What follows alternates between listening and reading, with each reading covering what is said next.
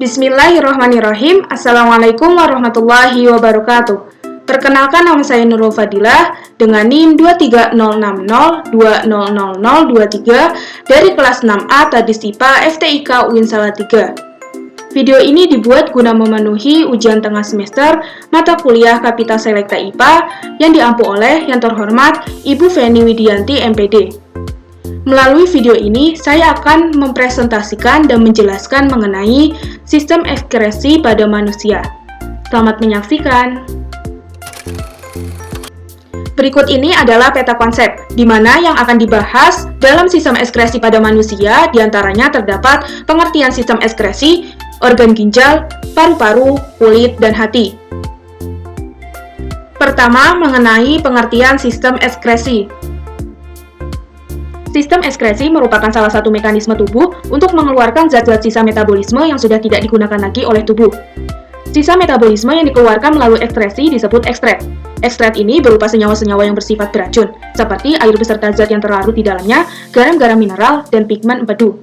Selain itu, sistem ekskresi berfungsi untuk mengatur tekanan osmosis tubuh dengan tekanan osmosis lingkungan, serta mengatur sebagian besar penyusun cairan tubuh. Sistem ekskresi tersusun atas 4 organ, yang memiliki perannya masing-masing diantaranya yaitu ginjal, paru-paru, kulit, dan hati. Terdapat ayat yang berkaitan dengan sistem ekskresi. Bismillahirrahmanirrahim. Laqad khalaqnal insana fi ahsani taqwim. Yang artinya, sungguh kami telah menciptakan manusia dalam bentuk yang sebaik-baiknya. Quran Surat At-Tin, surat ke-95, ayat 4.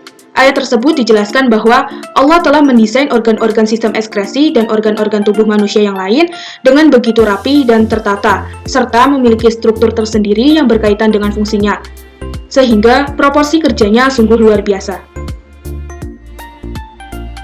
Organ sistem ekskresi yang pertama yaitu ginjal. Pengertian ginjal. Ginjal adalah sepasang organ tubuh yang bentuknya menyerupai kacang merah dengan ukuran sebesar kepalan tangan. Ginjal terletak di kanan dan kiri tulang pinggang, yaitu di dalam rongga perut pada dinding tubuh bagian belakang atau dorsal. Ginjal berwarna merah karena banyak darah yang masuk ke dalam ginjal. Selain itu, ginjal memiliki fungsi untuk membuang zat sisa yang beracun di dalam tubuh melalui urin. Ginjal kiri biasanya berukuran lebih besar daripada ginjal kanan. Ginjal kanan lebih rendah letaknya daripada ginjal kiri, karena di atas ginjal kanan terdapat organ hati. Berikut ini adalah ayat yang berkaitan dengan ginjal. Bismillahirrahmanirrahim. Alladzi khalaqaka fasawwaka fa'adalak fi ayyi suratin ma syaa rakkabak. Artinya, yang telah menciptakanmu lalu menyempurnakan kejadianmu dan menjadikan susunan tubuhmu seimbang. Dalam bentuk apa saja yang dikehendaki, dia menyusun tubuhmu. Quran Surat Al-Infitor, surat ke-82, ayat 7-8. Pada ayat ini, menerangkan bahwa disinilah kebesaran Allah kembali diperlihatkan. Seandainya saja apabila ginjal kanan terletak sama dengan ginjal kiri, mungkin ginjal kanan akan menabrak hati. Struktur ginjal. Yang pertama, korteks ginjal, yang berisikan glomerulus dan tubulus contortus. Di tepi korteks ginjal dikelilingi oleh kapsul renal dan lapisan lemak. Bagian ini berfungsi untuk menjaga jaringan yang ada di dalam ginjal. Yang kedua, arteri ginjal, membawa darah dari jantung ke ginjal untuk proses filtrasi. Yang ketiga, vena ginjal, membawa darah yang sudah disaring oleh ginjal kembali ke jantung. Yang keempat, ureter, adalah bagian ginjal yang berupa tabung otot dan berfungsi untuk mendorong urin ke dalam kandung kemih. Yang kelima, medula, yang terdiri dari lengkung Henle dan piramida ginjal. Piramida ginjal merupakan struktur kecil yang terdiri dari jaringan nefron dan tubulus. Cairan akan masuk melalui tubulus ini menuju ke ginjal. Saluran pengumpul pada medula terdapat di akhir medula. Bagian ini merupakan akhir perjalanan cairan dari nefron. Yang terakhir, pelvis ginjal, yang berfungsi untuk mengumpulkan dan membuang urin. Bentuk dari pelvis ginjal ini seperti corong dan terletak di dalam ginjal. Terdapat 2 bagian dalam pelvis ginjal, yaitu calyces dan helium. Proses pembentukan urin terdiri dari 3 tahapan, di antaranya yang pertama filtrasi atau penyaringan yang terjadi di dalam glomerulus, sehingga terbentuk urin primer yang mengandung urea, glukosa, air, ion-ion anorganik seperti Na, K, Ca, dan Cl. Pada proses ini, darah dan protein akan tetap tertinggal pada glomerulus. Tahapan yang kedua, yakni reabsorpsi atau penyerapan kembali yang terjadi di dalam tubulus proksimal. Pada proses ini, terjadi penyerapan kembali zat-zat yang masih diperlukan oleh tubuh. Zat yang diserap kembali adalah glukosa, air, asam amino, dan ion-ion anorganik, sedangkan urea hanya sedikit diserap kembali. Dan yang terakhir, augmentasi terjadi di tubulus distal dan juga di saluran pengumpul. Pada bagian ini masih ada proses penyerapan ion natrium, klor, dan urea. Cairan yang dihasilkan sudah keluar berupa urin sesungguhnya, yang kemudian disalurkan ke rongga ginjal. Urin yang terbentuk dan terkumpul akan dibuang melalui ureter, kandung kemih, dan uretra. Terdapat beberapa gangguan pada ginjal. Yang pertama, batu ginjal. Batu ginjal adalah gangguan yang terjadi akibat terbentuknya endapan garam kalsium di dalam rongga ginjal atau pelvis renalis, saluran ginjal, atau kandung kemih. Batu ginjal ini berbentuk kristal yang tidak bisa larut dan mengandung kalsium oksalat, asam urat, dan kristal kalsium fosfat. Penyebabnya adalah karena terlalu banyak mengonsumsi garam mineral dan terlalu sedikit mengonsumsi air. Penyakit ini dapat diatasi dengan pembedahan dan sinar laser. Tujuan penggunaan sinar laser adalah untuk memecahkan endapan garam kalsium tersebut. Upaya pencegahan dapat dilakukan dengan meminum air putih, membatasi konsumsi garam terlalu banyak karena mengandung natrium yang tinggi. Yang kedua, hematuria. Hematuria adalah penyakit yang ditandai dengan adanya sel-sel darah merah pada urin. Hal ini disebabkan adanya penyakit pada saluran kemih akibat gesekan dengan batu ginjal. Hematuria juga dapat disebabkan oleh infeksi pada saluran kemih. Upaya pencegahan hematuria dapat dilakukan dengan segera buang air kecil pada saat kandung kemih terasa penuh dengan urin, membersihkan tempat keluarnya urin dari arah depan belakang untuk menghindari masuknya bakteri dari dubur, serta banyak minum air putih. Dan yang terakhir adalah albuminuria. Albuminuria terjadi akibat adanya kerusakan pada glomerulus yang berperan dalam proses filtrasi, sehingga pada urin ditemukan adanya protein. Albuminuria ini dapat terjadi akibat kekurangan asupan air ke dalam tubuh, sehingga memperberat kerja ginjal, mengonsumsi terlalu banyak protein, kalsium, dan vitamin. Juga dapat membuat glomerulus harus bekerja lebih keras, sehingga meningkatkan risiko kerusakannya. Upaya untuk mencegah albuminuria ini adalah dengan mengatur jumlah garam dan protein yang dikonsumsi, serta pola hidup sehat untuk mengatur keseimbangan gizi. Organ sistem ekskresi yang kedua adalah paru-paru. Pengertian paru-paru. Paru-paru merupakan organ ekskresi yang mengeluarkan sisa metabolisme berupa karbon dioksida atau CO2 dan uap air atau H2O. Pertukaran oksigen dan karbon dioksida merupakan proses yang sangat penting bagi tubuh manusia. Semua proses itu terjadi secara otomatis, baik dalam keadaan sadar maupun dalam keadaan tidak sadar. Bernapas dapat dilakukan dengan dua proses pernapasan seperti pernapasan perut dan pernapasan dada. Selain itu, ada dua fase berupa fase ekspirasi dan fase inspirasi. Fase inspirasi dalam bernapas ialah proses oksigen untuk masuk ke dalam tubuh. Sedangkan fase ekspirasi bernapas ialah proses karbon dioksida untuk keluar dari tubuh.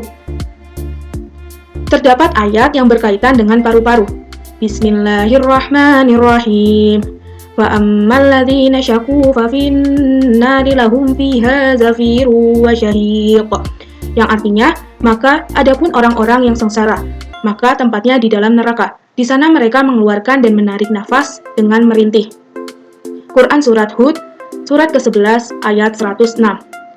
Ayat tersebut menjelaskan bahwa oksigen ini yang kita hirup secara gratis dari Allah Subhanahu wa Ta'ala, agar kita selalu bersyukur di hadapan Allah, dan Allah pun tidak membayar kita dengan nerakanya, karena di neraka itu ternyata sedikit sekali oksigen.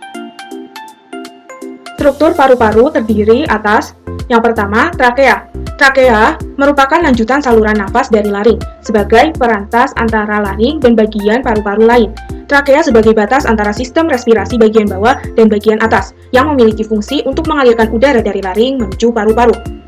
Kemudian, bronkus. Bronkus disebut sebagai percabangan dari trakea, memiliki fungsi untuk mengeluarkan benda asing dan kotoran yang masuk dalam saluran pernapasan, atau untuk memastikan udara masuk dengan baik sebagai saluran udara. Yang ketiga, lobus.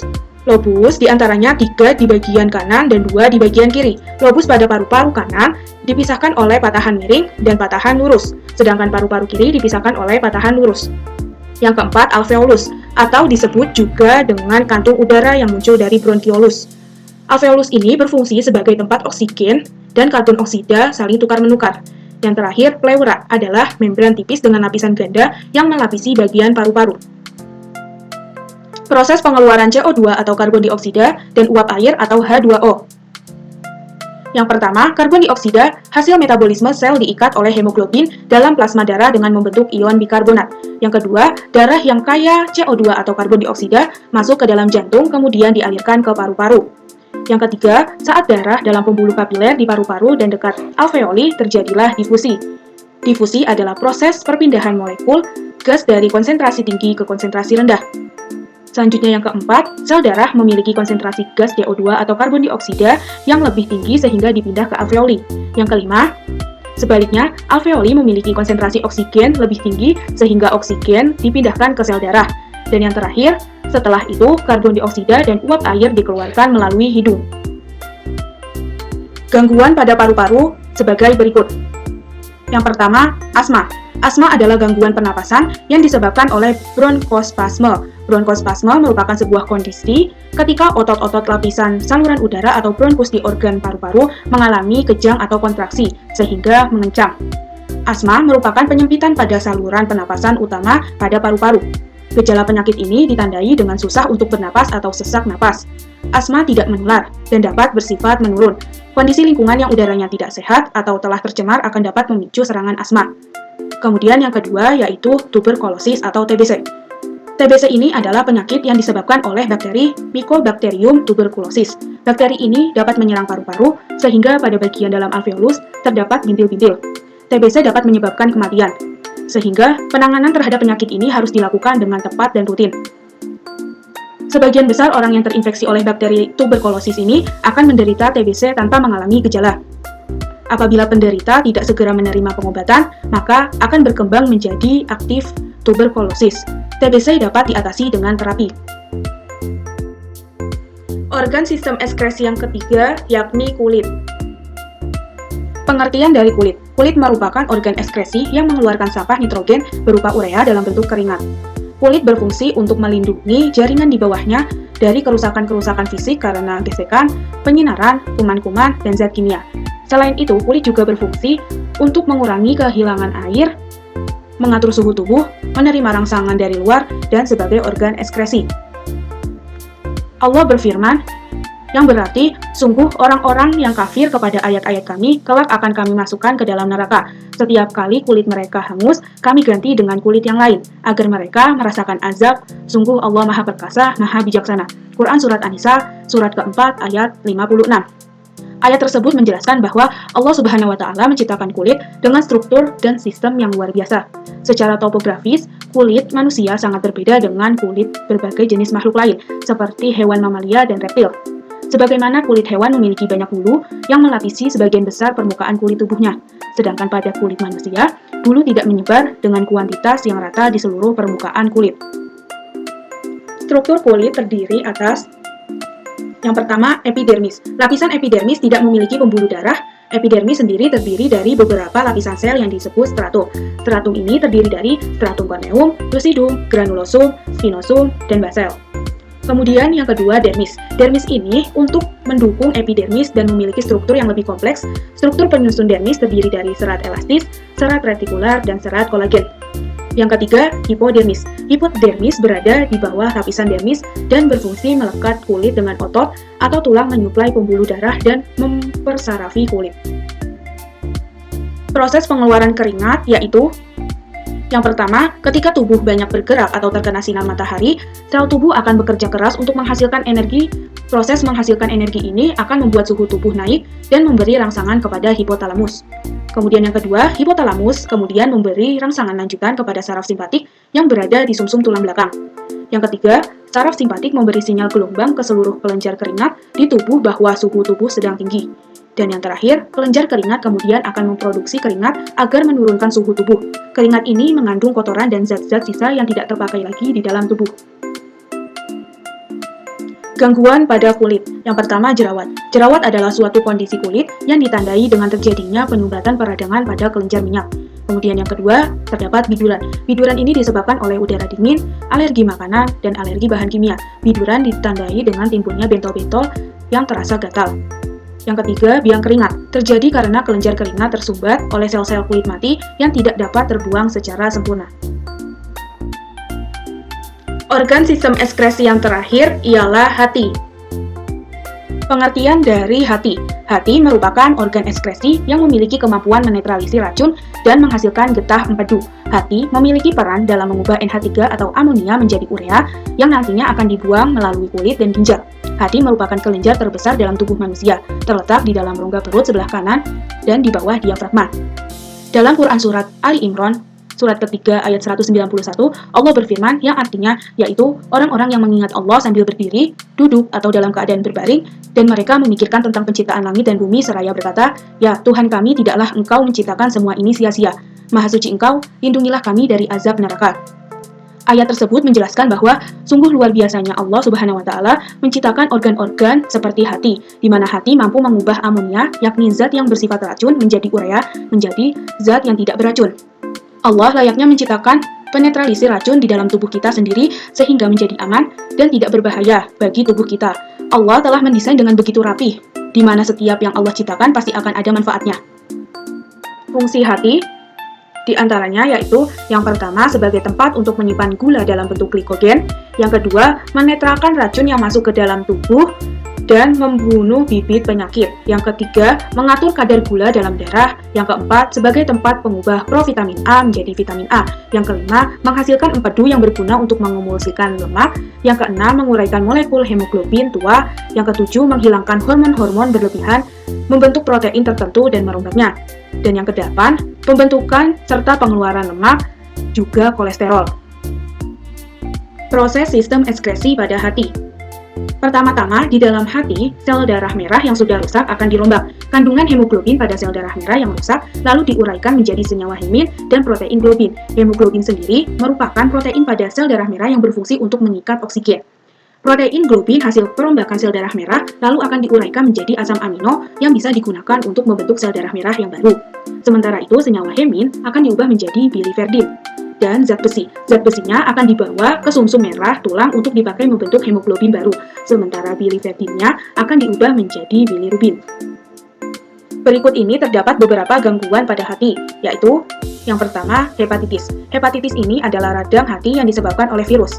Virus hepatitis ada beberapa macam, di antaranya yaitu virus hepatitis A dan hepatitis B.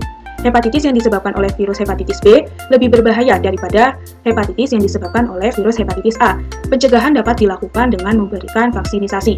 Kemudian yang kedua, penyakit kuning. Penyakit kuning ini disebabkan oleh tersumbatnya saluran empedu yang mengakibatkan cairan empedu tidak dapat dialirkan ke dalam usus 12 jari, sehingga cairan akan masuk ke dalam darah dan warna darah menjadi kuning.